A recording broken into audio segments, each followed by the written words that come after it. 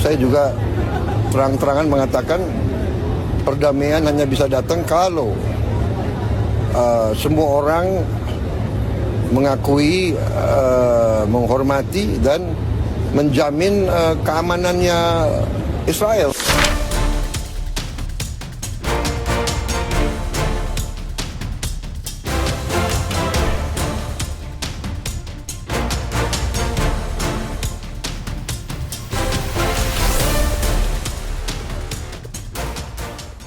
Assalamualaikum warahmatullahi wabarakatuh. Kembali lagi bersama gue Pranaditya, dan kali ini gue mau membahas sebuah berita yang sangat bisa dibilang cukup menyakitkan hati bangsa Indonesia dan Palestina. Pernyataan ini keluar dari seorang Presiden Republik Indonesia, yaitu Bapak Prabowo Subianto. Dalam konferensi pers, dia menyatakan bahwa dia akan melakukan pengamanan terhadap Israel. Jadi begini videonya. Kita juga harus mengakui dan menjamin hak Israel untuk berdiri sebagai negara yang berdaulat dan negara yang harus juga diperhatikan dan dijamin keamanannya. Indonesia siap untuk mengakui Israel dan kita siap untuk membuka hubungan diplomatik dengan Israel. Ini ya yang membuat gua secara pribadi bingung ya. Presiden bilang ia harus menyelamatkan atau menjamin keselamatan dari bangsa Israel. Loh, di sini kan yang jelas-jelas menyakiti yang harus diselamatkan itu ya Palestina. Karena bangsa Palestina lah yang ditindas oleh Israel. Bangsa Palestina yang tersakiti, bangsa Palestina yang ditindas. Tapi yang menindas ini justru yang harus dijamin keselamatannya. Ini kan gue jadi bingung ya. Kok bisa keluar dari seorang presiden gitu loh. Apa yang membuat Bapak Presiden kita, Republik Indonesia, bisa sampai punya statement kayak gitu. Dan usut punya usut ternyata Presiden Prabowo itu gabung bersama Donald Trump dalam kongres yang diciptakan oleh si Donald Trump yang bernama Board of Peace. Berikut videonya.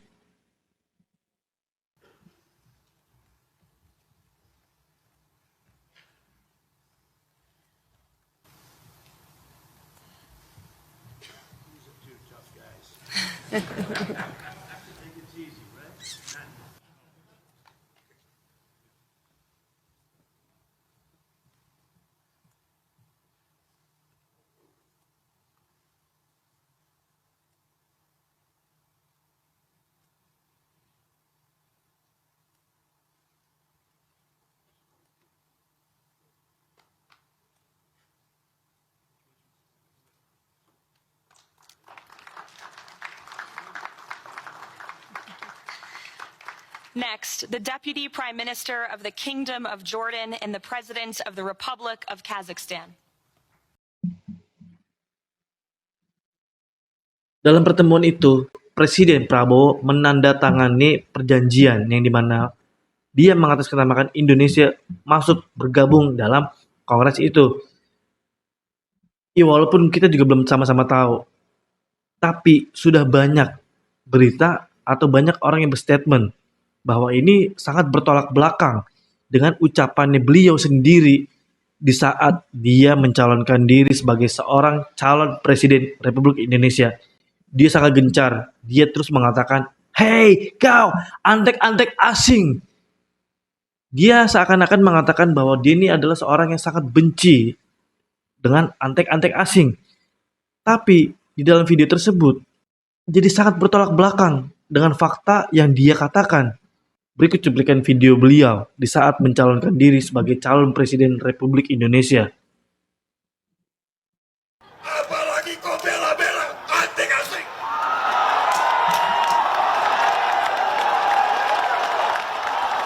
Tegas banget, kesel banget di situ. Inilah aksi gebrak podium yang dilakukan Prabowo saat berkampanye Beberapa di kali gebrak meja. Yogyakarta Senin siang.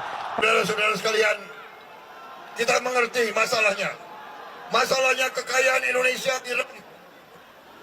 Masalahnya kekayaan. Ini pas Pilpres 2019 ya. Begitupun dengan 2024 kemarin, dia pun masih dengan hal yang sama, menggebrak-gebrak meja. Berikut videonya.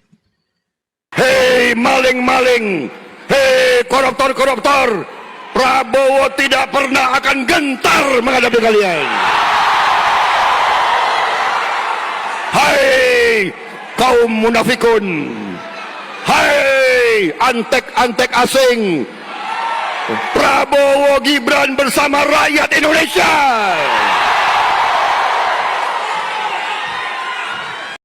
Sama rakyat Indonesia. Statementnya masih sama, konsisten. Hey, kau antek-antek asing, yang menyatakan bahwa beliau ini sangat benci dengan antek-antek asing.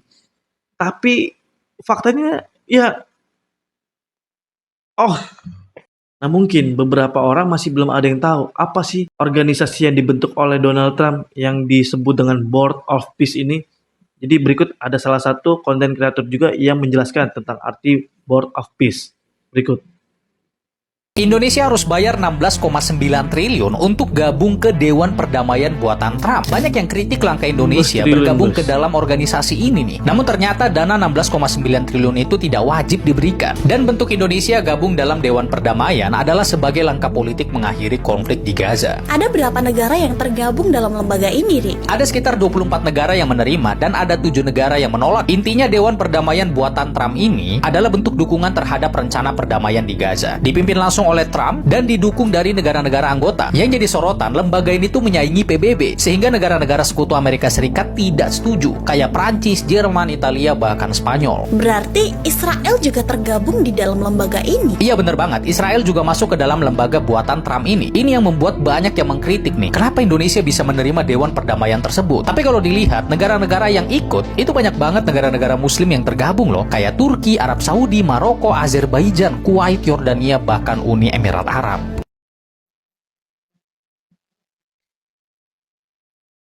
Tapi bingung juga ya, bahwa ada bangsa Turki, Yordania, Arab Saudi yang ikut dalam organisasi yang dibuat oleh Trump itu.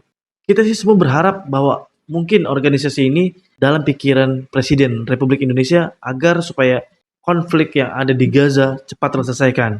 Cuman jangan sampai dari apa yang dia agendakan ini ternyata melenceng, tidak sesuai dengan yang diharapkan. Karena Ustadz Felixio pun akhirnya angkat suara.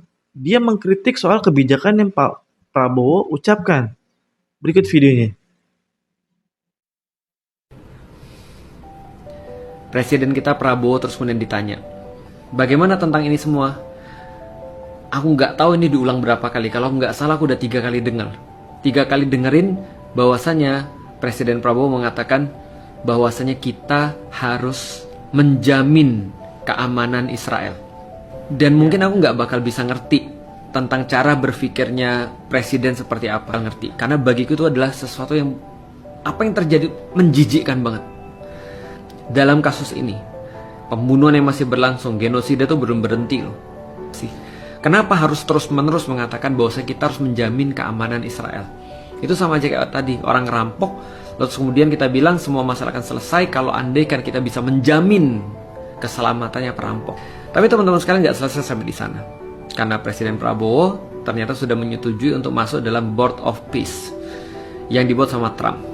Dan itu menurutku adalah jelas-jelas sebuah penjajahan gaya baru. Lalu dia bisa menentukan apa saja yang mau dia buat terkhusus untuk Gaza dan Palestina, nentuin nasib orang lain. Di titik mana Board of Peace itu menyediakan solusi bagi orang-orang Palestina.